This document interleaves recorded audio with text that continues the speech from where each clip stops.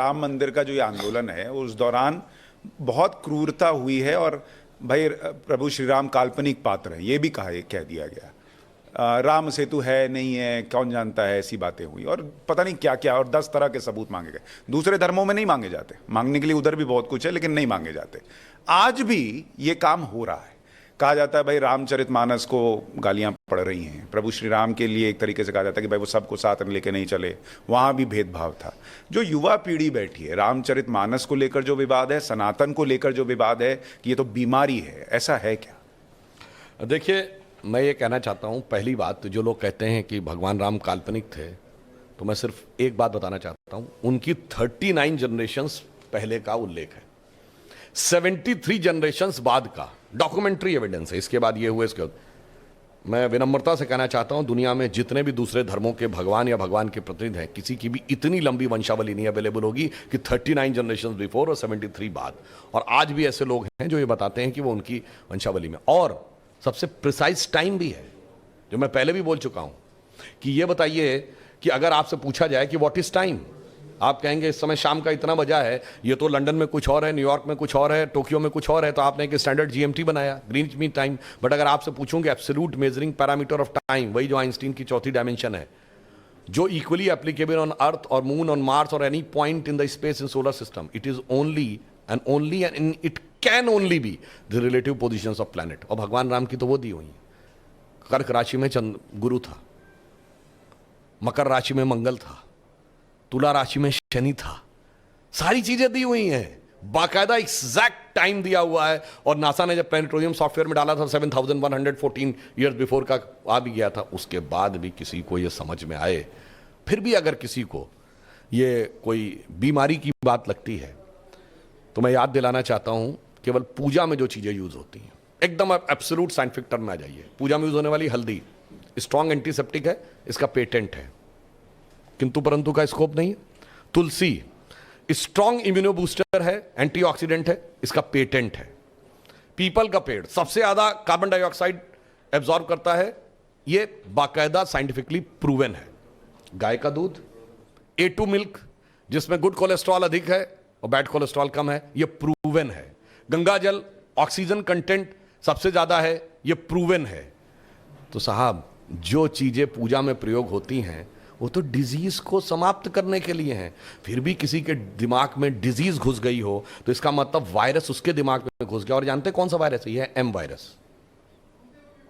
M मतलब Marxist virus of 20th century, 19th century, Macaulay virus of 19th century और Marxist virus of 20th century.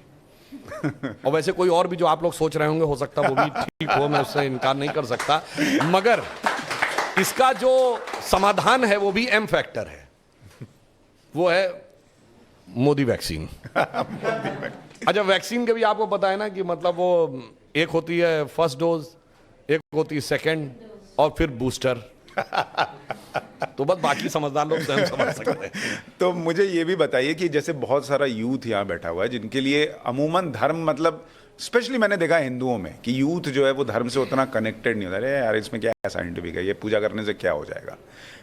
क्या प्रभु श्री राम का जो रूप हम देखते हैं आध्यात्मिक तौर पर, यूथ के लिए साइंटिफिक रूप या उसमें जो जुड़ी हुई चीजें हैं, वो आप बता सकते हैं? देखिए, एक बहुत बड़ी समस्या है। हमने कहा ना, मैकॉले और मार्क्स का ये षड्यंत्र हुआ कि हमारे यूथ में सब जो चीजें थोड़ी बहुत भी कोर्स में, सिलेबस में रह गई, सब हटा दी गई। और मैं कहना चाहूंगा कि हिंदू धर्म और हिंदू फैमिली से जुड़े हुए, बल्कि सब लोगों के लिए मैं कहना चाहता हूं, हिंदू फैमिली के जुड़े हुए धर्म, यानी जो हिंदुइज्म से निकले, सिख है, जैन है, बौद्ध है, जो हिंदू परिवार के ही हैं, सब अपने अपने धर्म ग्रंथ पढ़िए, सारा फंडा अपने आप क्लियर हो जाएगा। ये बहुत बड़ा जो आपके दिमाग में स्टीरियोटाइप बना दिया गया, वो सारी चीजें समाप्त हो जाएंगी।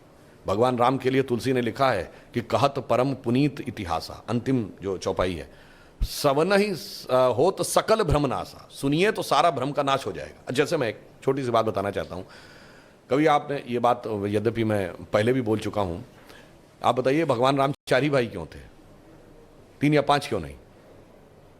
और अगर 4 भाई थे तो लक्ष्मणी क्यों राम के साथ जाएंगे वन में, और भरत ही खड़ाऊ रख के शासन क्यों करेंगे, और शत्रुघ्न ही अयोध्या में क्यों रहेंगे?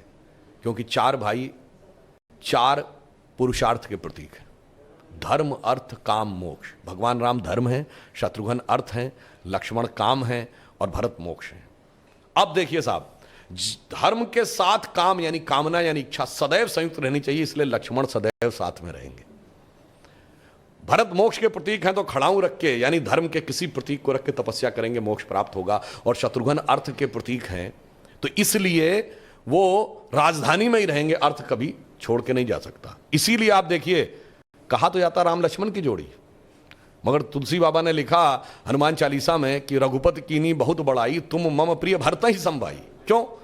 देखिए, कामना को तो धर्म सबसे प्रिय होना चाहिए, लक्ष्मण को राम प्रिय होने चाहिए, धर्म को मोक्ष। और फिर मैं एक और बात बताऊं, जो लोग कहते हैं ना राजा दशरथ के 3 रानियां क्यों थी, क्यों? इसमें 2 ही जुड़वा भाई हैं। कौन? लक्ष्मण और शत्रुघ्न।